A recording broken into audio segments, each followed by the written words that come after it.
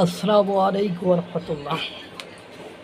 ভারতকে ফেলতে আমেরিকার কত পরিকল্পনা, খালিস্তান, বালিস্তান, ড্রিমল্যান্ড, ড্রামল্যান্ড, ককরোচ বাহিনী, কত বাহিনী করেছে, কত রকম শুল্ক, কত রকম আপাত বিপদ। ভারতের প্রতিবেশী রাষ্ট্রগুলো তাদের করায়ত্ত করা, তাদের অধীনে নেওয়া, তাদের গোলাম বানিয়ে তাদের দিয়ে প্রতিনিয়ত তাদের ব্যবসা বাণিজ্য, তাদের গ্রোথ, উন্নয়নশীল বা প্রবৃদ্ধিগত বা বৃদ্ধিমান যে অর্থনীতি বা ব্যবসা বাণিজ্য, সেগুলোকে ধ্বংস করতে প্রাণান্ত চেষ্টা করে যাচ্ছে মার্কিন যুক্তরাষ্ট্র। সাথে নিয়েছে পাকিস্তান, সাথে নিয়েছে বাংলাদেশ। নিয়ে তারা যে পরিমাণ চেষ্টা করছে সেটা বলার অপেক্ষা রাখে না।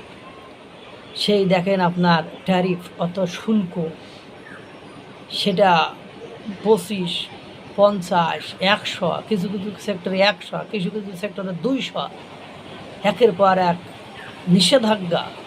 রাশিয়া থেকে তেল কেনা যাবে না, অমুকের সাথে মেশা যাবে না, আমার দেশের সাথে বাণিজ্য চুক্তি করতে হবে, ডেইরি প্রোডাক্টস নিতে হবে। অথচ যে ডেইরি প্রোডাক্টস ভারত বিশ্বের অন্যান্য রাষ্ট্রে প্রোভাইড করে, সেগুলোও তাদের কাছ থেকে নিতে হবে। ভারত সব ক্ষেত্রে ন্যায্যতার ভিত্তিতে চোখে চোখ রেখে আমেরিকার সাথে কথা বলেছে, কথা বলার চেষ্টা করেছে, ডিপ্লোম্যাটিক ওয়েতে সেগুলো সলভ করার চেষ্টা করেছে। কোনোভাবে আমেরিকা ভারতের কাঁধে বন্দুক রেখে তার যে মনের অভিসন্ধি, সেটা পূরণ করতে পারে নাই। হয় মিত্রতায় আসতে হবে, বন্ধুত্ব সম্পর্কে আসতে হবে, আদারওয়াইজ সেটা পূরণ করা সম্ভব না। এবং লাস্ট নট দ্য লিস্ট, সব সেক্টর পাকিস্তানকে দিয়ে যখন ব্যর্থ হলো, ভারতকে দিয়ে, বাংলাদেশকে দিয়ে যখন ব্যর্থ হলো, চীনে আবার গেল একটু ব্যবসা বাণিজ্য করা যায় কি না। ভারতে আসে না, চীনে যায় ডোনাল্ড ট্রাম্প। অথচ এক সময় বলেছিল আমার সর্বোত্তম বন্ধু, তার পাশ করানোর জন্য মানত রাখা। তারা দুর্গা দেবী, কালী, মানে দুর্গা, কালী, সরস্বতী মানত করেছে, তারপরে রোজা রেখেছে, মানে উপোস থেকেছে, কত কিছু করেছে। অথচ ডোনাল্ড ট্রাম্প সব ভুলে গিয়েছে। কারণ ওই যে নাং করেছি আমি তোমার শত্রুর সনে, আমেরিকার অবস্থা হয়েছে ওরকম যে নাং করেছি তোমার আমার ভারতের শত্রুর সনে।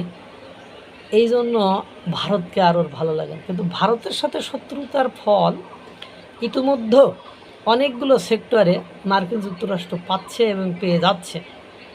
এতে করে তাদের খুব বেশি সুবিধা হচ্ছে না। যাই হোক, সর্বশেষ আতঙ্কের যে নাম, সেটা হলো ককরোচ বাহিনী।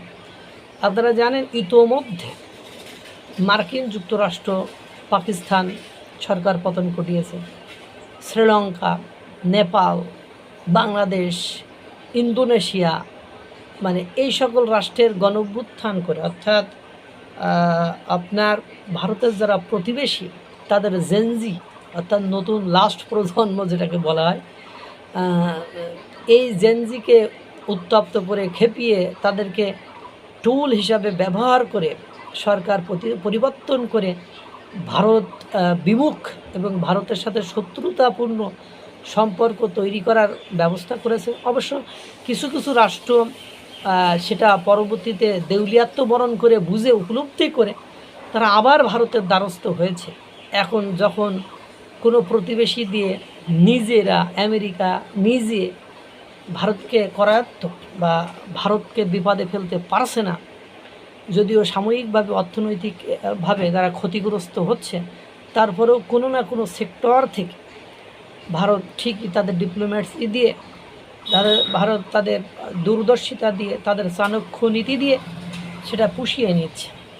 কোনো কিছুতে না পেরে এইবার জেনজিদেরকে ককরোচ বাহিনী, মানে তেলা পোকার মতো, দেখেন হাতি বন শূন্য হলে হাতি শূন্য হয়ে যায়, বন শূন্য হলে বাঘ শূন্য হয়ে যায়, অন্যান্য মানে প্রাণীগুলো শূন্য হয়ে যায়, এক্সটেনশন বিলুপ্তির মুখে পড়ে।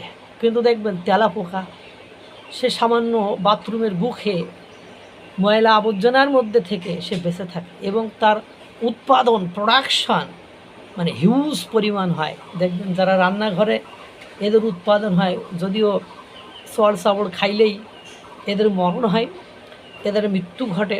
সেই ককরোচ বাহিনী অর্থাৎ জেনজিদেরকে কাজে লাগিয়ে একটা ককরোচ বাহিনী তৈরি করে ভারতকে উত্তেজিত করার, ভারতকে বিপাকে ফেলার চেষ্টা করেছে। কারণ এই এখন ককরোচ বাহিনী শেষ ভরসা মার্কিন যুক্তরাষ্ট্র সহ ভারতের প্রতিবেশী রাষ্ট্রগুলোর ভারত ভেঙে টুকরো টুকরো করা বা ভারতের মোদী সরকারকে পতন ঘটানো। কারণ ভারত আজকে বিশ্বের যে জায়গাটিতে এসে পৌঁছেছে, নরেন্দ্র মোদীর নেতৃত্বে তারা এই জায়গাটিতে এসে পৌঁছেছে। এর আগে কিন্তু ভারত এরকম ছিল না, যদিও ডেভেলপমেন্ট তাদের ছিল, কিন্তু এত দ্রুততার সাথে এতগুলো উন্নত রাষ্ট্রের সাথে সুসম্পর্ক রাখা, এতগুলো রাষ্ট্রের সাথে বাণিজ্য করা, এটা কিন্তু তাদের পক্ষে সম্ভব ছিল না।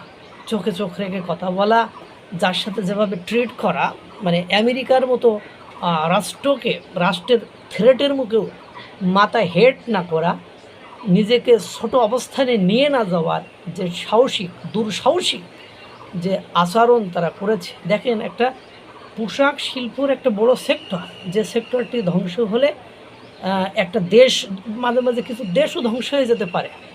যেমন বাংলাদেশের পোশাক শিল্প রপ্তানি শিল্পের ক্ষেত্রে সবচেয়ে বড় সেক্টর।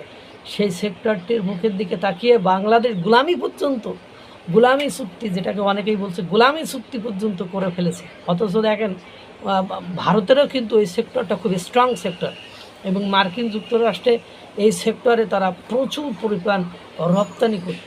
দুর্ভাগ্য হলো সত্য যে যখন এই পরিবেশ পরিস্থিতি করে, শুল্ক আরোপ করে, কর আরোপ করে, মানে ট্যারিফ আরোপ করে ভারতের দমন করতে পারে নাই। এখন ককরোচ বাহিনী আছে, পাকিস্তান দিয়েও চেষ্টা করেছে, ভারতের সাথে তাদের সম্পর্ক ভালো তাকেও চেষ্টা করেছে, কিন্তু সব চেষ্টা একটা ব্যর্থ প্রচেষ্টায় পরিণত হয়েছে বা চেষ্টায় পরিণত হয়েছে। এখন ভারতের যে ককরোচ বাহিনী আছে, এই ককরোচ বাহিনী যা তৈরি হচ্ছে বা জেনজি যে জেড জেনারেশন যেটা, এই জেনারেশনকে নিয়ে বিজেপি সরকার একটু বিপাকে করেছে। তারপরেও যেহেতু আগে থেকে প্রতিবেশী রাষ্ট্রগুলোর জেনজিদের আচরণ সম্পর্কে তাদের ধারণা রয়েছে, সুতরাং এটাকেও ভারত ম্যানেজ করে যথোপযুক্ত জবাব আমেরিকাকে দিবে। আল্লাহ তাআলা সকলকে ভালো রাখুক, সুস্থ রাখুক। আসসালামু আলাইকুম ওয়া রাহমাতুল্লাহ।